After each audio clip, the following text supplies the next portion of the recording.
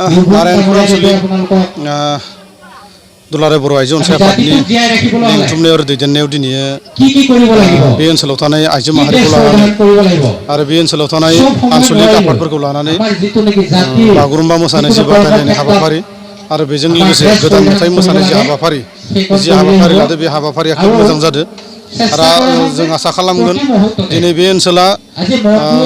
बर'नि जि मोनसे राव हारिमु थुनलाइ जा गोमालांनो नागिरनाय जि मोनसे परिबेस बे परिबेसा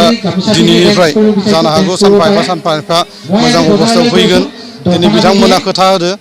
फैबाय थानाय समफोराव बिथांनि जि हाबाफारि बे हाबाफारियाव गासैबो आइजोफोरा दख'ना गाननानै बिथांमोना ग्रोम ग्रोम बाहागो लागोन आरो बिथांमोना दिनै थांखि लादो बे ओनसोलाव थानाय जेसेखिनि हौवा मानसिफोर दङ सुबुंफोर दङ बे हौवा सुबुंफोराबो गामसा गाननानै जिखुनु हाबाफारियाव बाहागो लागोन बिथांमोना बेखौ खोथा होदो आरो बिथांमोननि जि धोरोमानो जा आरो जिखुनु फुजा जिखुनु हाबा हुखायावनो जा बिथांमोना बर'नि गाननाय जोमनायखौ गाननानै बिथांमोना बे हाबाफारिफोरखौ लागोन आरो बिथांमोना दिनै थांखि लादों आरो बे थांखि लानायखौ जों हेफाजाब होगोन बा हेफाजाब होदों जे बिथांमोना बर' राव जि सोलोंफिननो नागिरनाय बे सोलोंफिननो नागिरनायखौ बिथांमोना बुंदों बिनि थाखायनो आं बिथांमोनखौ बुंदों फैगौ फेब्रुवारि दाननि 1 अक्ट'निफ्राय बिथांमोननि जि ओनसोलाव बर' राव सोलोंनाय जि हाबाफारि बे हाबाफारिखौ आं गावनि बेक्तिगत हिसाबै निजाबबिया हिसाबै आं हाबाफारिखौ मावफुंलांनो नागिरदों बागुरुम्बा लायनाय आदि प्रतिযোगिতা নৃত্য